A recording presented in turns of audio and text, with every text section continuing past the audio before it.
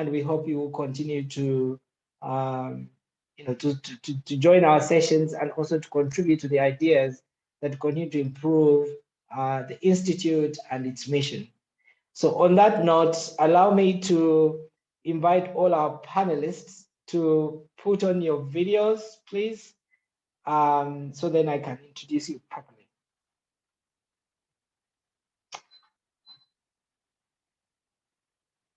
Yes. Fantastic. So I can see.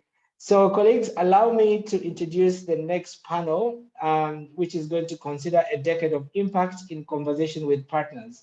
So this conversation is really looking at speaking to those who support our work, invest in our programs, and just getting a sense of the work we do together, what they do, and also how we can continue taking this conversation forward in the next 10 years. So welcome to Nicholas Opolot Lakwang, who is a programs manager at the Conrad Adenauer Stiftung in Uganda and South Sudan, a fantastic thought leader in his own right, and a personal friend who I like very much. I'd like to also introduce Diana Odong, a manager of corporate and social investment at Stanbic Bank. So Diana leads the thinking process and the implementation programs at Stanbic Bank to do with the CSR program. So thank you, Diana, for joining us. And then, of course, we have Twasima Bijirwa from the Sigo Family Foundation. Thank you, Twasima, for joining us. Twasima is a feminist lawyer, but also a thought leader in her own right.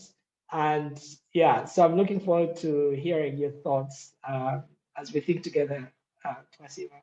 And then, of course, Luke Ofunji, who is the Deputy Director at SEED Concordia. SEED is it's an abbreviation for Community Education, Empowerment and Development.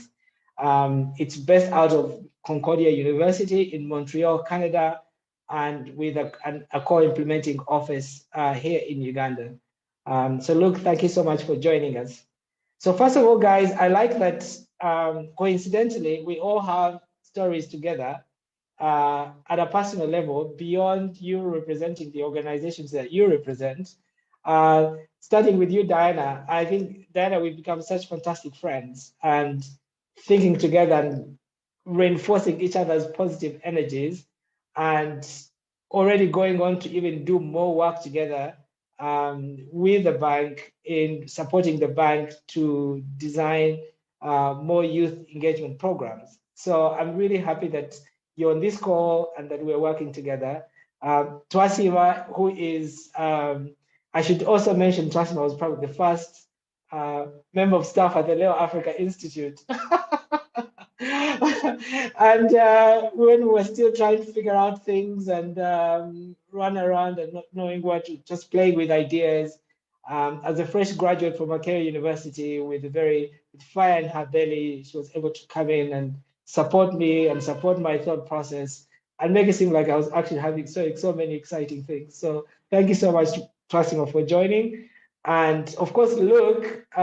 Luke is a young brother of mine who we knew each other for over a long period of time, and now leads an organization which I started when I was a student at Concordia University in Montreal. And the organization has now 18 years of fantastic work in Gulu and in Montreal. And it's work that I'm so proud about. And I'm also really proud that Luke, a very values-focused and best leader, is leading the program in Uganda, given that we've had so many challenges in the past. And look, really proud of the work we're doing together. And Nicholas, also a young brother of mine, who is doing fantastic work at the Conrad Adenauer Stiftung. I have no idea how you juggle all these things that you're doing, Nick, but you're doing a fantastic job. I think you have such a big load and they're putting so much responsibility on you at such a young age. And I think for me, it goes to reinforce again why we're here, why we support each other, and why networks matter. All these conversations we are having, which could unrelated to, because you're representing your institutions, but at the same time, it could appear as if you're just supporting your friend, right? So somebody was asked earlier about how you achieve your visions and all that. And I think this is what it is: networks, people who ground us, people who support us. So thank you guys for joining us.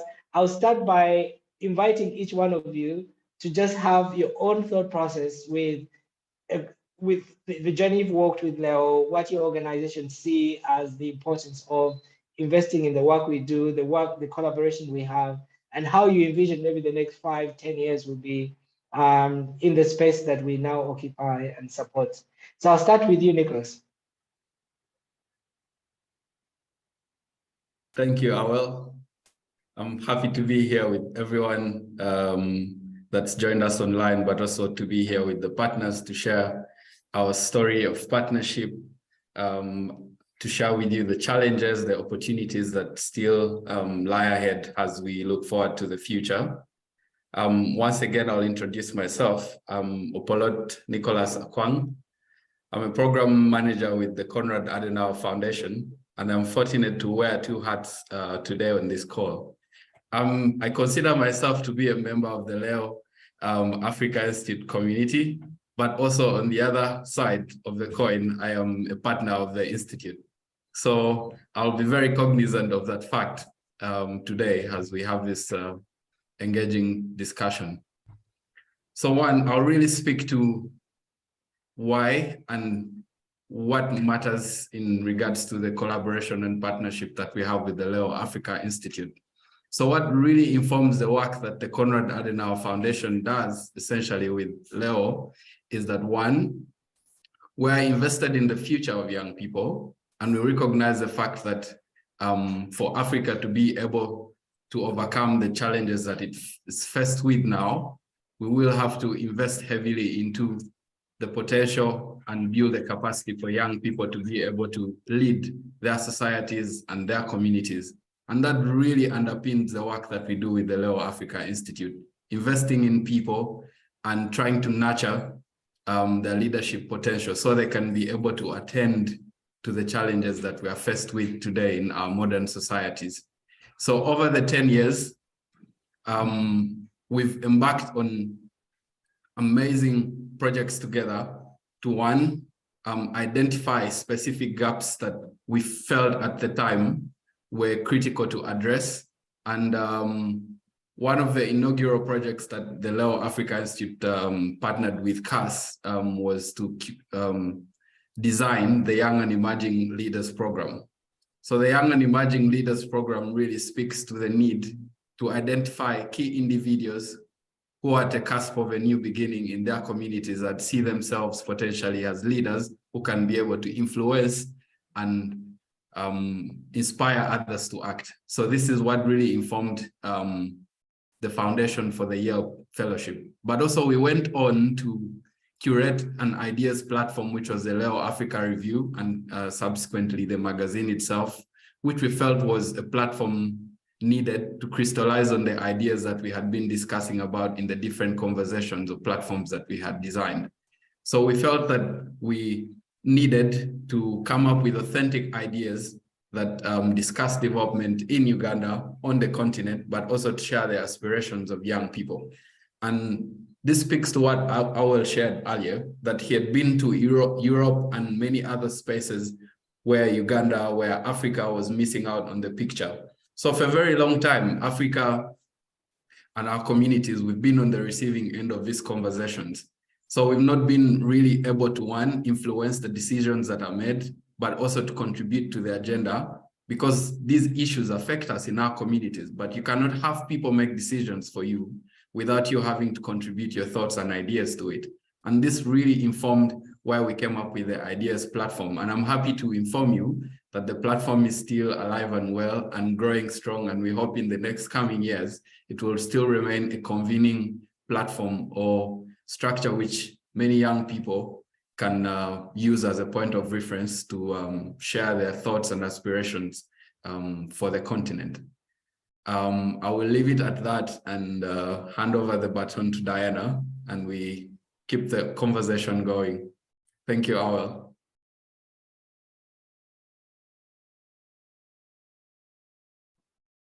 Thank you very much, Nicholas. First of all, congratulations to LeO Africa on a decade. You know the saying that whether you do something about the time or not, it's going to pass. So thanks to LeO Africa and the faculty for an impactful 10 years. While someone sent the notes for this session, I thought of the analogy of a tree where the generations, a tree is planted and the people who sit under that shade are a different generation. I think that the work LeO Africa is doing is like that tree. Over the 10 years, the roots have been established and the stem is forming. And over time, it's going to create a beautiful shade. Because when you look at the 72 fellows who have gone through the training, when you look at the fact that they're in different parts of Africa, it only means that the fangs, no, not the fangs, the tentacles will be far and wide. Number two, I also think of John Maxwell, and to speak to what Nicholas said, the fact that everything rises and falls on leadership. Our continent is rich, but that wealth has not been optimized. So the work that LeO Africa is doing is creating the right leadership, which is effective to derive the value that Africa has. I'll also connect that to Jim Collins' Good to Great, where he talks about the fact that the companies that thrive are those with homegrown solutions. Through Yelp and Huduma and the other work that LeO Africa is doing, we are developing homegrown solutions. We don't need someone to come from miles away to tell us what our problem is. We don't need them to tell us what the solutions are because we have them and we have what it takes. So LeO Africa is enabling that through the programs. The other point is from a book by Martin Meredith that talks about, it's entitled State of Africa. When you read that book, first of all, it is 746 pages. They describe most of the African leaders, including the person that most of us admire, Kwame Nkrumah, as a villain. The fact that the essence of service in leadership has worn off. So Martin Meredith's book paints a picture of mental poverty on our continent, where we have leaders, they are not serving. So this program here is helping us address a pertinent problem that Meredith is sort of helping us build the self-esteem of our continent. We have what it takes. Why aren't we doing something about it?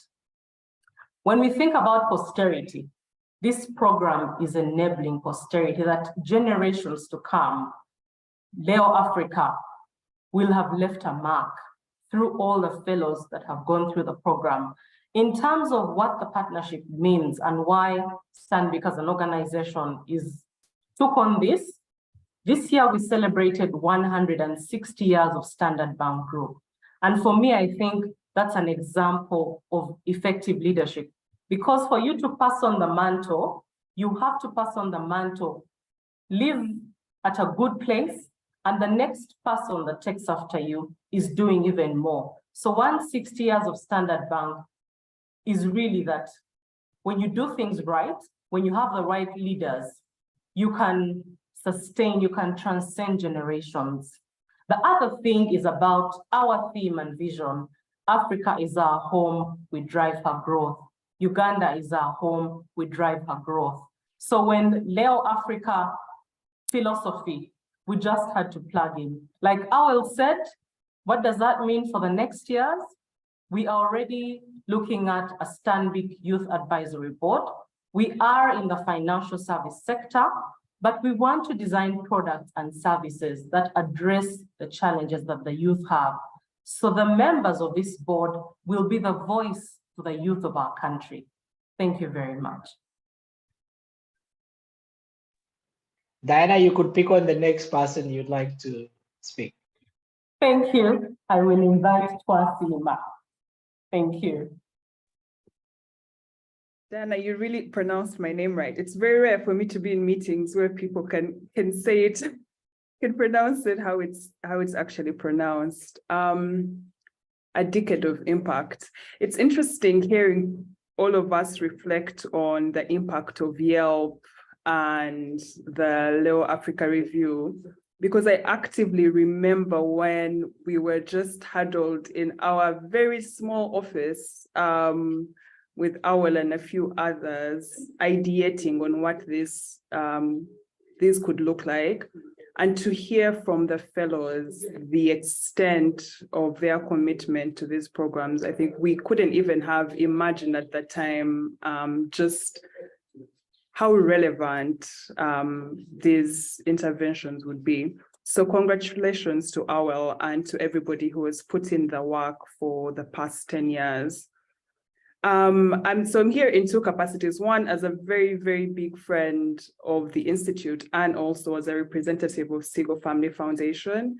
Sigo is a private philanthropy that supports local visionaries in Africa, primarily to address the complex challenges that persist in our communities. And when you think about the work that LeO does, this is very much what they're trying to do as well, right? And so as we're thinking about why these challenges persist, like why do we continue to have crisis of leadership? Why does poverty persist in the ways it does? Why are our education, health, and livelihood sectors struggling in the ways that they are? We really go back to this question of a collective understanding of what the problem is, as well as a commitment to reimagining alternatives, to investing in solutions, to investing in the kind of leadership that is going to take for us to be able to truly reach the potential that our countries and our communities can come to, right? And these are also questions of identity and changing the narratives that persist, that affect the ways in which we feel about each other, that affect the ways in which we feel about our communities, that affect the ways in which we as Africans navigate the world, right? And yet, when you look around, these are not funding priorities for a lot of people, right? So we're not resourcing this important and necessary work in the ways in which we should be, which is, of course, why, as a foundation, we strongly believe in the mission of LeO and are committed to continuing to support all the work that it's doing.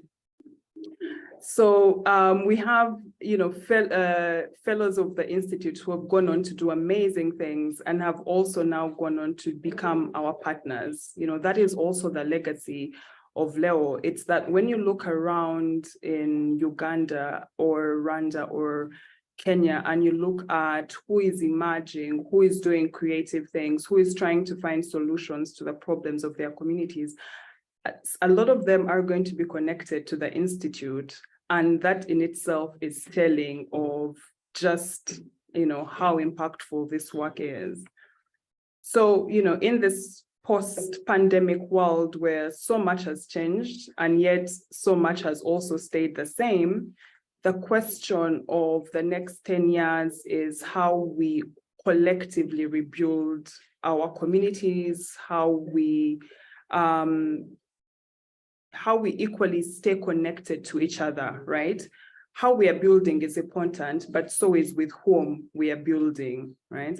And when you look at the network of young leaders in LeO, it's very clear that there's a collective investment in the kind of futures that we want, and that, it's only through leveraging each other's strengths that we can build and, collectively work towards all that we're hoping to achieve. So I am very excited to be a part of this network, and we look forward to engaging more with all the amazing leaders that have come from the Institute. To another 10 years, Awel.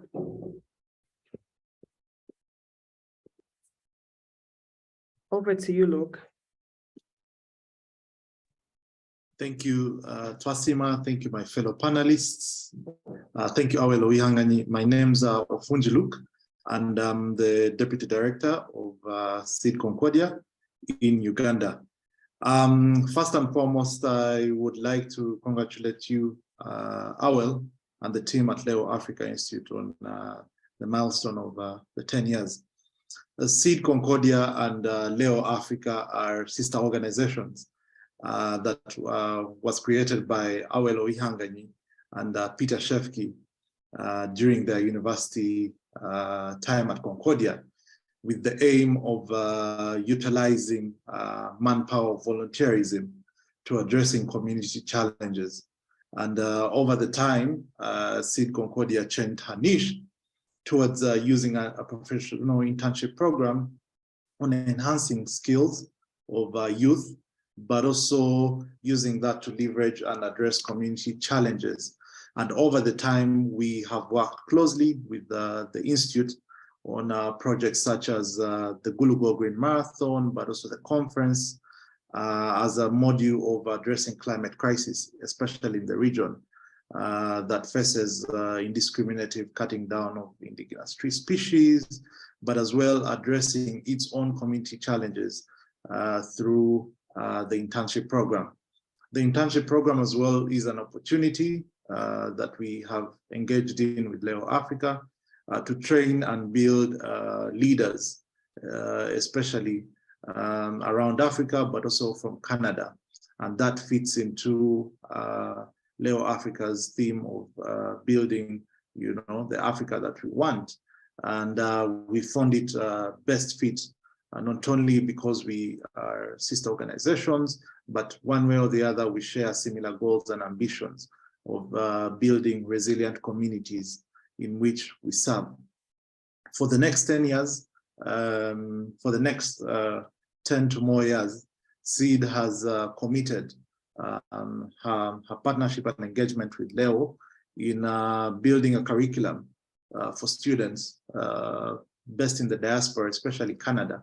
And now also SEED intends to grow beyond Gulu, but also Uganda, and provide the opportunities to East African students, which again is a shared goal with LeO Africa in instilling leadership disciplines, but also passing on and building skills amongst the leaders we have. We also tend to actualize the global seminars and instill this as well within the communities of Gulu.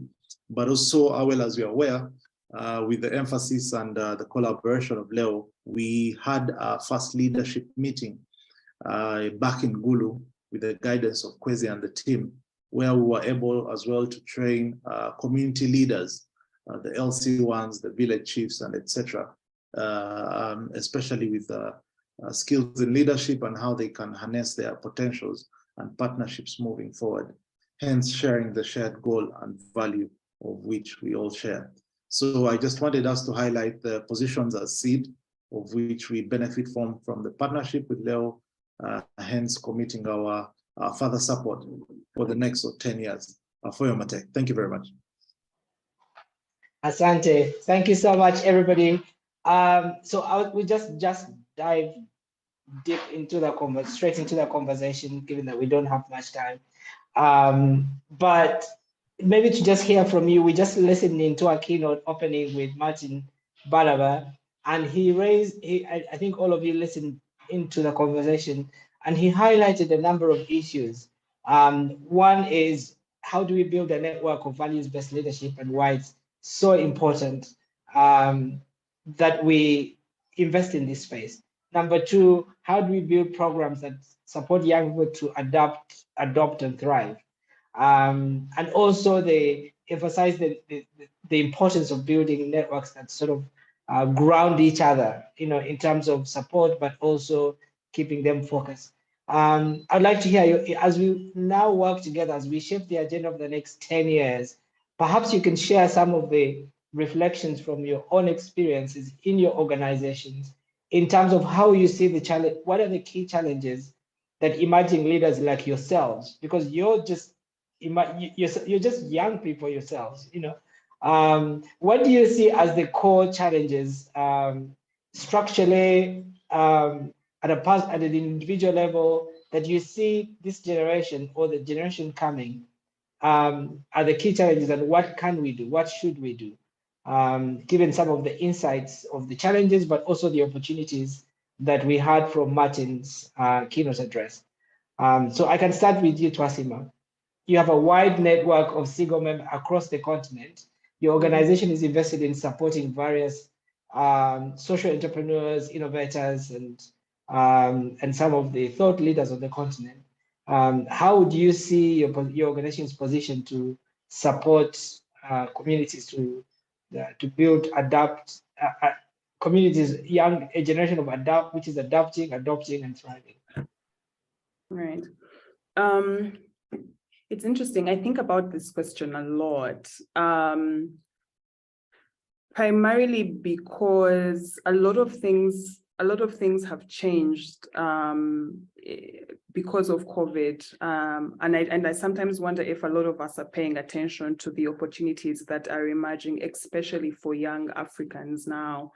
With renewed conversations around shifting power back to those whom it has been taken away from, and changes in the ways in which development is done, and etc. There's so many opportunities for us to determine for ourselves what the next couple of years on the continent are going to look like. And so that's really the work that we are investing in doing, which is to resource African visionaries who are thinking very creatively and disruptively about, solving the complex problems. One of the things that emerges is the necessity of community, right? And which is something that LeO also greatly emphasizes. This idea that it is impossible for us to truly tackle all the challenges that persist doing it in silos and doing it in isolation, that only by working collaboratively and only by drawing on each other's strengths can we have the ability to really transform our communities, right? So it's to ask who is working in health, what are they doing? Who is working in education, what are they doing? Who is doing work in the livelihood sector, what are they doing? Who is thinking about emerging leaders, what are they doing? How can we, be intentional about building those connections, about leveraging each other's strengths?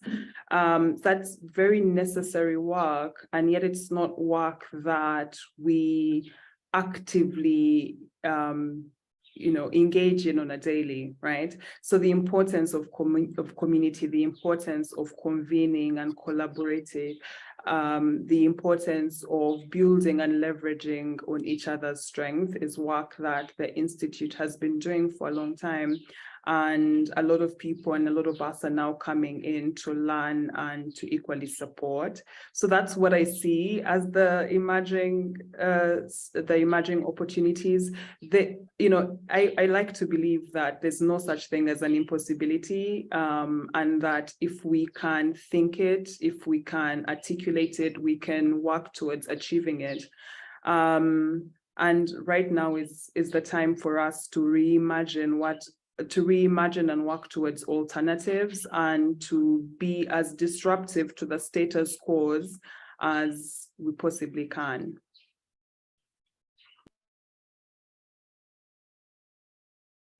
Back to you, Awal.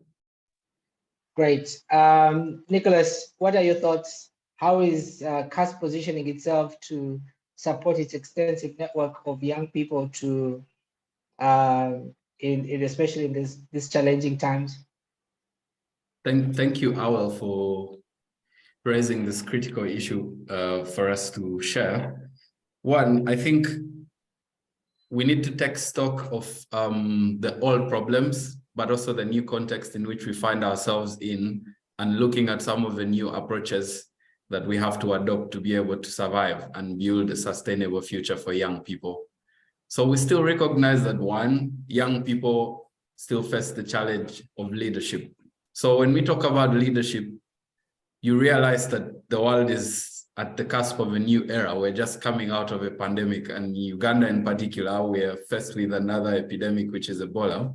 So you see that leadership in contemporary times is faced with new challenges, and these new challenges require new approaches. And for CAS, really, our 3 principles that underpin our work is still fundamentally freedom, justice, and solidarity. So when we look at enhancing social progress, we're looking at the new approach of innovation. So for all our programs and the partners that we work with, we're trying to restructure and find new ways to innovate, but also to keep our programs relevant and to still be able to solve the challenges that we're faced with in the most sustainable way, because everyone's now talking about sustainable development. So we are thinking about the future generations principle, where you're able to sow the seeds and plant the trees so other people can come and use the shed that you've built.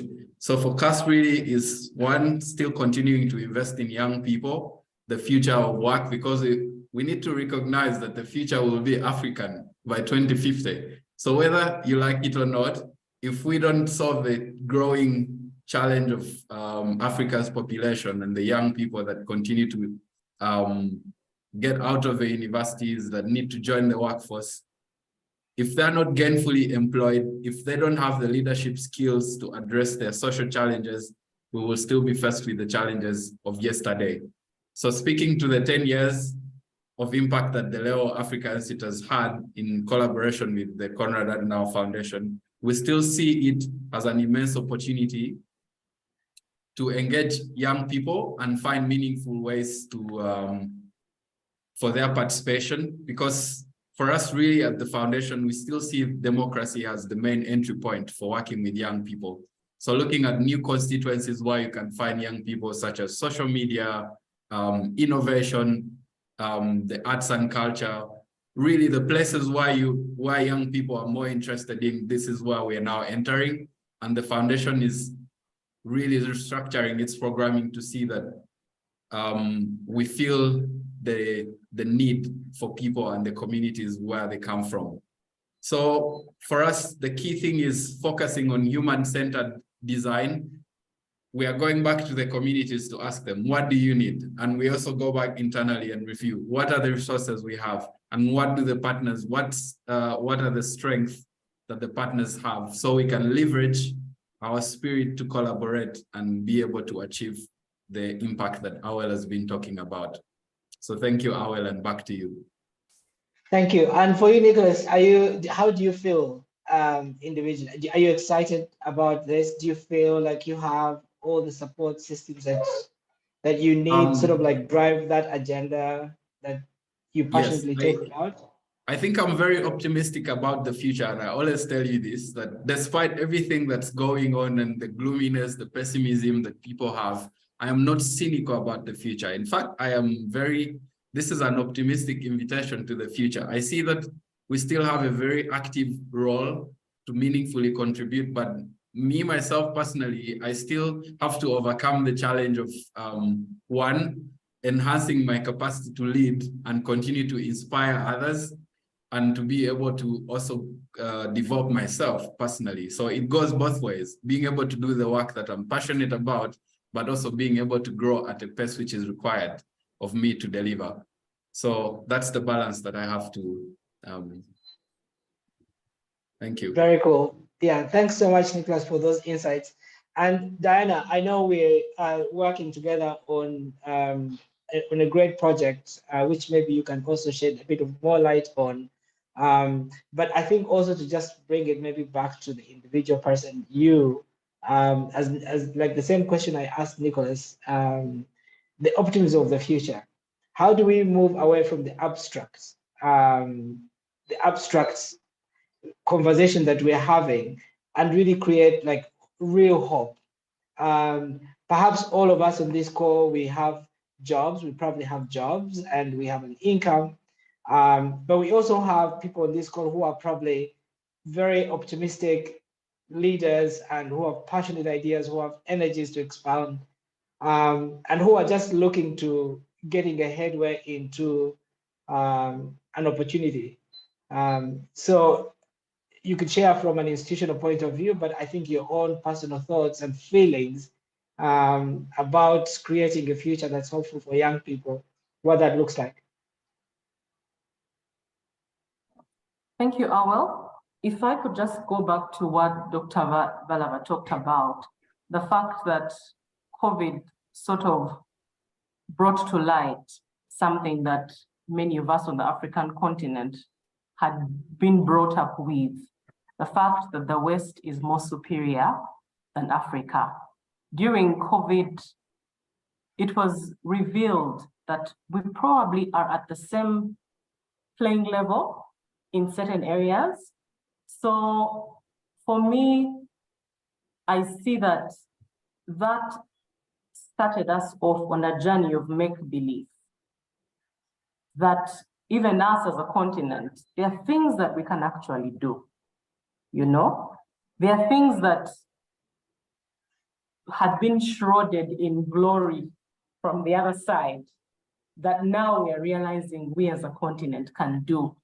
Away from that, when Dr. Balaba talked about community, I thought of the quality of the community. Recently, the world population hit 8 billion. We celebrated quantity, but we have to look at the quality, because you may have 8 billion, but what is the quality of life? What can they access? Bearing in mind that the majority of that population are young, it means that we have to take the leadership conversation to the dining table, which brings in the angle of parenting. When we start it at a young age, it sticks even better.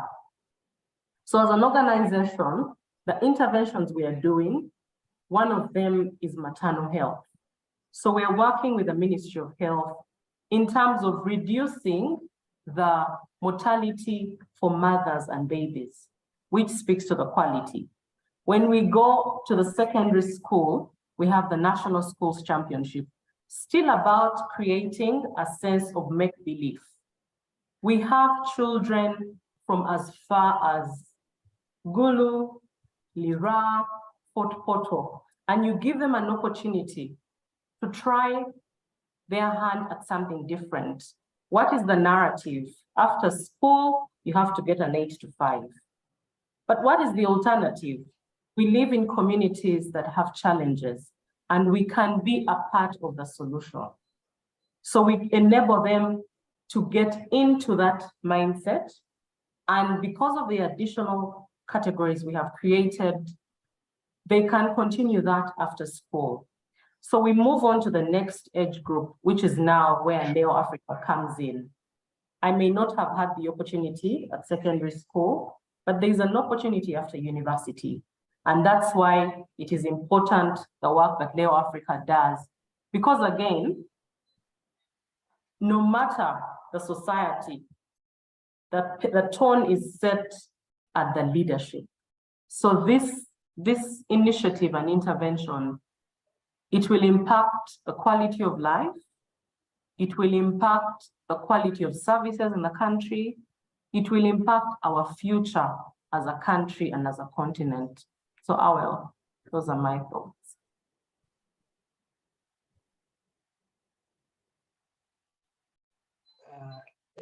Great, thank you so much, Diana, for those insights. And I think maybe, do you want to share more light?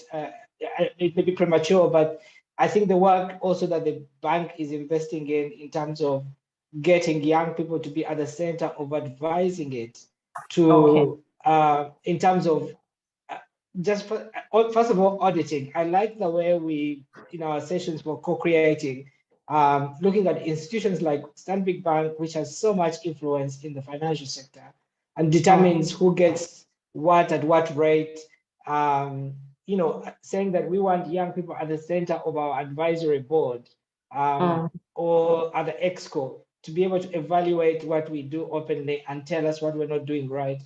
I think it's revolutionary, and I thought maybe an opportunity for you to talk about that.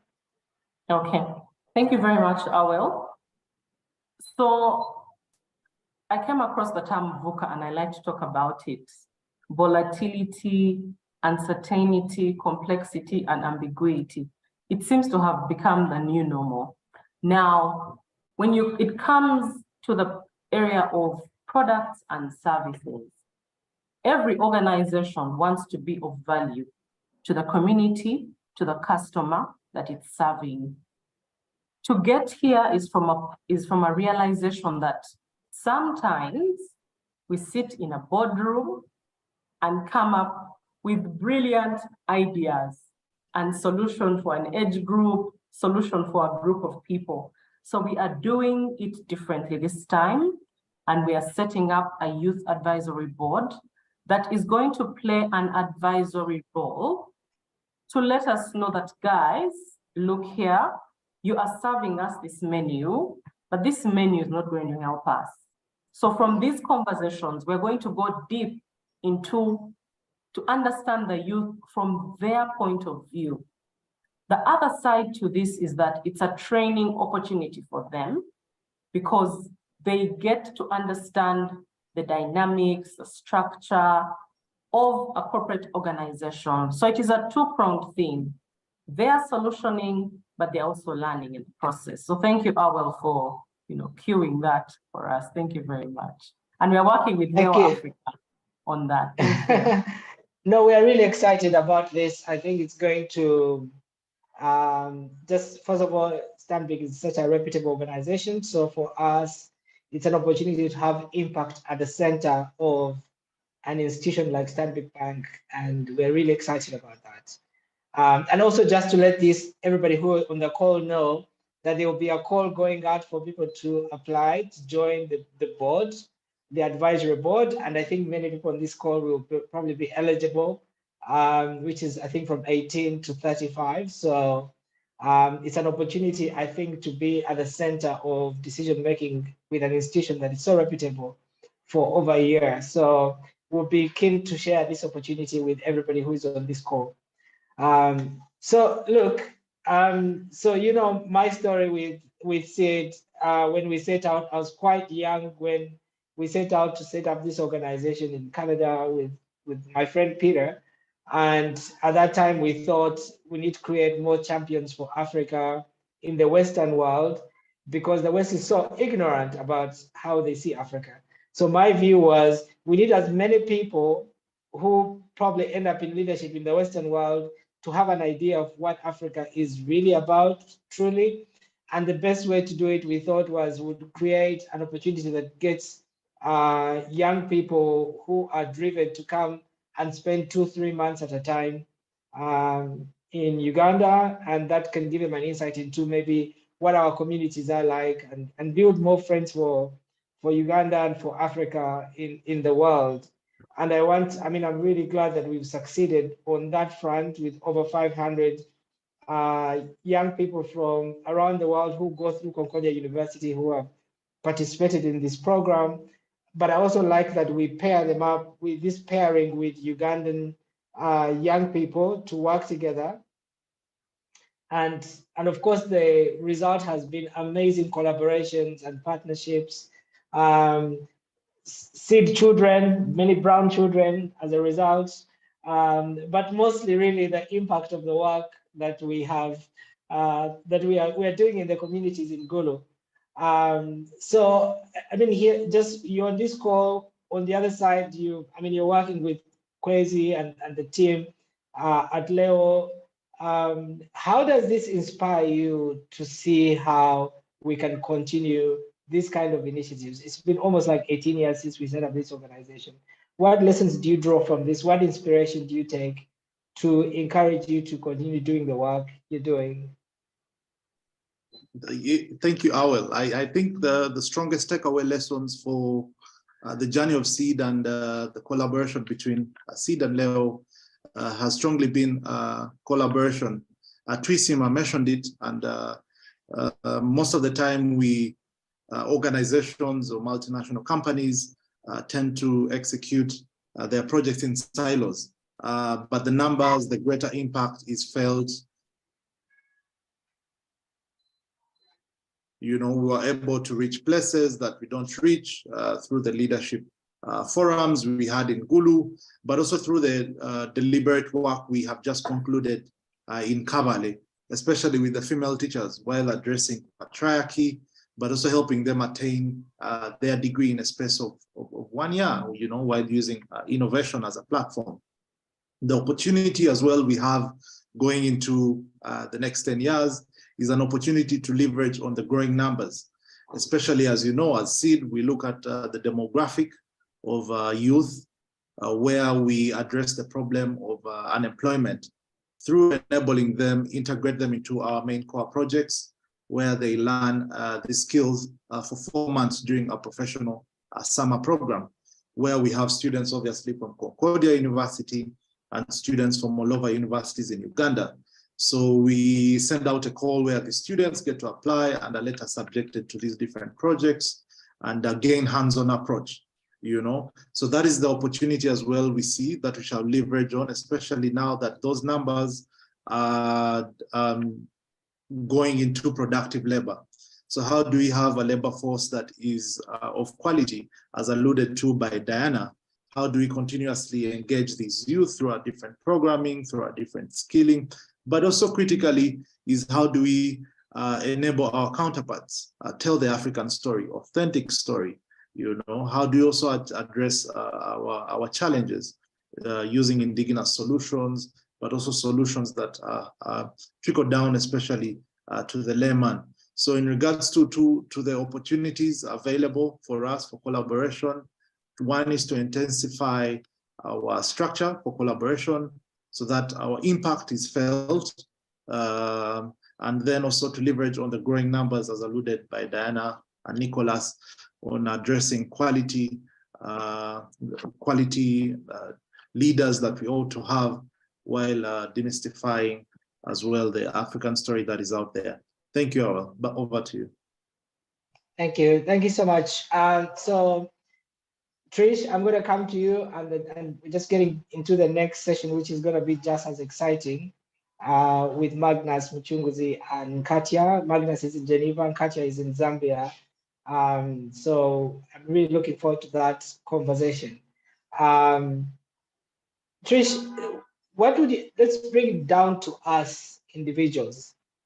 How do the role of individuals driving organizations, and how, in terms of partnerships, what a factor that is in partnerships? Because we're all partners. On this side, what would you see has been what is the ingredient of building lasting partnerships? And what does the element of, what we talk about in terms of hold each other to account, values-based leadership, when you bring it down to individuals, how does that play out?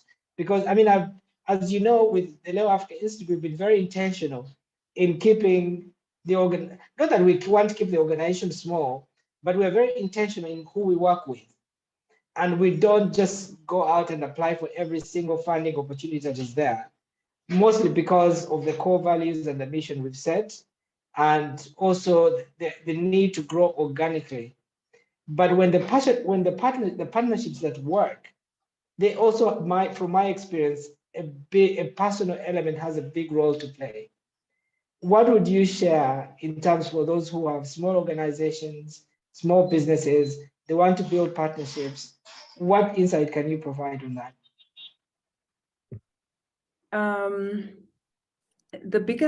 For me, the biggest contributor of that is always aligning of values, as well as building of trust.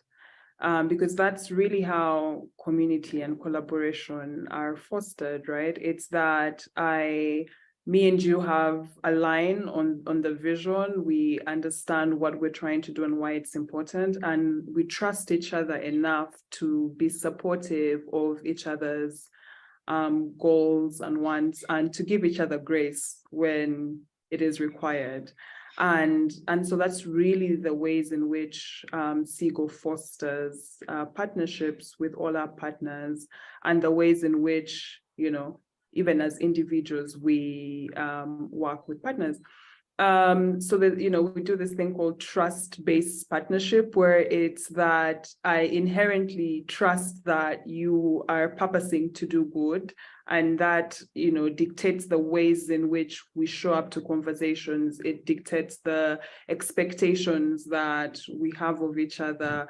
It also dictates really our commitment to the cause, to showing up even when it's difficult and even when we would prefer not to. So I would say those are the key things. One of the things that I appreciate most about the Institute and you, Awel, is this question of integrity, of how do you continuously ground yourself in the things and in the people that hold you accountable, even when things are going great and even when things are not.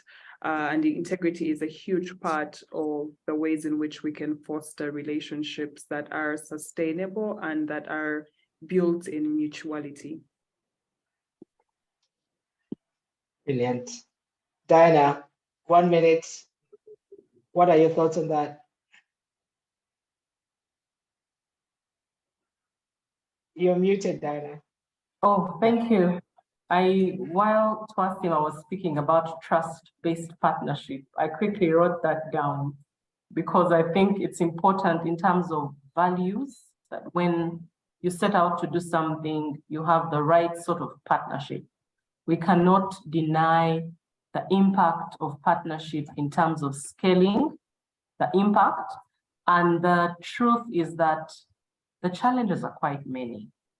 So when we put together every effort in the different spaces and put it together, happiness, the impact is immense, and you go in a place and it's an investment that you are sure will bear fruit. Yes. Thank you. Thank you so much, Diana. Nicholas, any thoughts on this? Thank you, Awel. I think for me, the glue for partnership, what really brings together people is one, finding a connection that brings it together. So that speaks to the purpose of why you're together in the first place.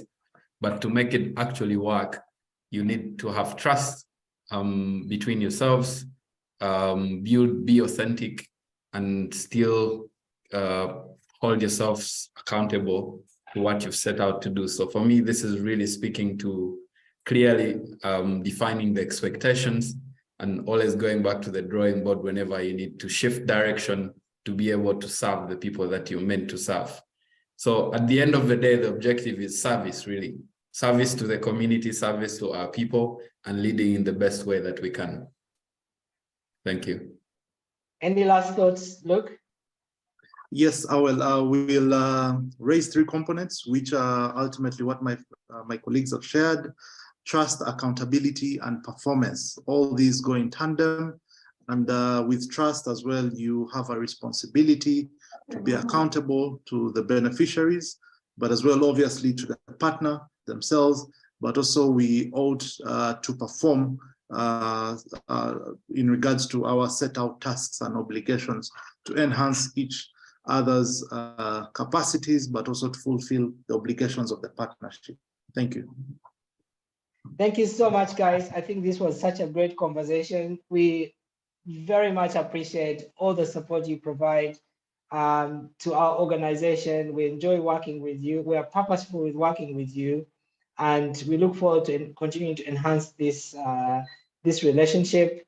And I think this last conversation is the good segue to the next session, which is going to be led by one of our Yale fellows based out